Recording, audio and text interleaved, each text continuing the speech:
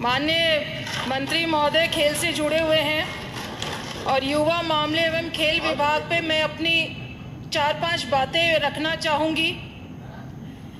सभापति महोदय, विगत 3 वर्षों के अंदर जनवरी 2021 से 31 दिसंबर 2023 तक हमारी सरकार थी तो तकरीबन 5.5 लाख अभ्यर्थियों को बेरोजगारी भत्ता दिया था। मैं आपके माध्यम से मंत्री महोदय से निवेदन करना चाहूँगी कि पिछले 6 महीने के अंदर आपने कोई भी नया आवेदन नहीं लिया है। बेरोजगारी भत्ता हालांकि 7 महीने से रुका हुआ था, आपने वो तो रिलीज़ कर दिया है, लेकिन नया आवेदन नहीं लिया है। जिस तरीके से बेरोजगारी बढ़ रही है तो आपसे निवेदन है कि आप इसको वापस चालू करें और बेरोजगारी भत्ते के आवेदन लेना शुरू करें ताकि जो युवा हैं उनको मदद मिल सके।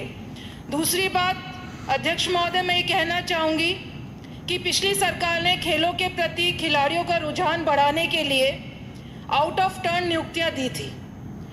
मेरा आपके माध्यम से मंत्री महोदय से निवेदन है कि वर्तमान में इनके पास 182 खिलाड़ियों की नियुक्ति की जो फाइल है वो पेंडिंग पड़ी है, उसको निकालने की कृपा करें। और दूसरी बात, अध्यक्ष महोदय, मंत्री महोदय, उस समय घुड़सवारी में जो पदक विजेता थे उनको शामिल नहीं किया गया था, तो इस सदन में मैं आपसे निवेदन करना चाहूँगी कि जो घुड़सवारी के अंदर पदक विजेता थे उनको भी आउट ऑफ टर्न जो नौकरियां हैं उनमें शामिल करते हुए उनको भी नियुक्तियां दें। तीसरी बात, अध्यक्ष महोदय, 2022 में और 2023 के अंदर राजस्थान की सरकार ने ग्रामीण एवं शहरी ओलंपिक का आयोजन किया था और उससे प्रदेश के अंदर एक खेल का माहौल बना था। उसमें बच्चे से लेके बुजुर्गों ने सभी ने खेलों में भाग लिया था। मैंने इस बजट में देखा खेलो राजस्थान यूथ गेम्स आप लोग चालू करेंगे जो इंडिया के खेलो इंडिया के तर्ज पर यहाँ पे कर रहे हैं, लेकिन और उसमें और इसमें अंतर है अध्यक्ष महोदय। उसके अंदर बच्चे से लेकर बुजुर्गों तक ने उसमें भाग लिया था और उससे हमारे यहाँ पे हैप्पी इंडेक्स बढ़ा था। तो आपसे निवेदन है कि यूथ की तरफ तो आप ध्यान दे रहे हैं, लेकिन ये एक तरीके से भाईचारे के संदेश को ध्यान में रखते हुए आपस में लोगों में मेलजोल बढ़े। तो ये ग्रामीण और शहरी ओलंपिक शुरू किया था, उसको आप कंटिन्यू रखें। चौथा, अध्यक्ष महोदय, अभी खंडेला से आने वाले हमारे माननीय सदस्य ने धन्यवाद दिया था महाराणा प्रताप स्पोर्ट्स यूनिवर्सिटी पे।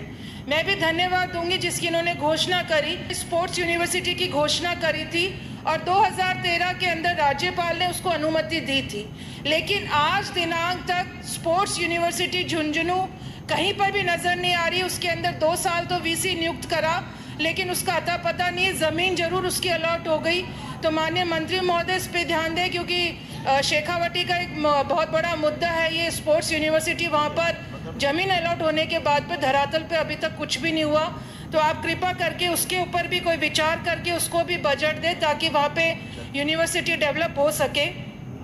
चौथा, हाँ हमने नहीं करी, पर ये नहीं होता आपने करी हमने नहीं करी। एक सुझाव दे रही हूँ, मानो नहीं मानो आपकी इच्छा है, लेकिन आपके जो प्रभारी मंत्री हैं अभी थोड़े दिन पहले गए थे बजट से पहले झुंझुनू, तो इनके सामने मांग रखी थी और बजट के बाद ये गए तो इनको पता है इनकी झुंझुनू में क्या स्थिति हुई, तो उस बात को ध्यान रखें आप लोग।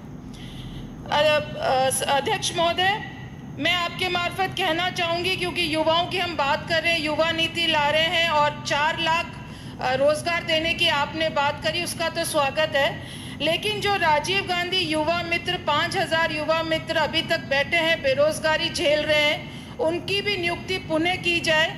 आप नाम बदल दे, राजीव गांधी के नाम से आपको तकलीफ है तो आप मुख्यमंत्री युवा मित्र योजना लाकर उन जो 5000 जो लोग लड़के बैठे हैं, युवा बैठे हैं, उनको नौकरी मिल जाए, इस पे आप लोग ध्यान दें।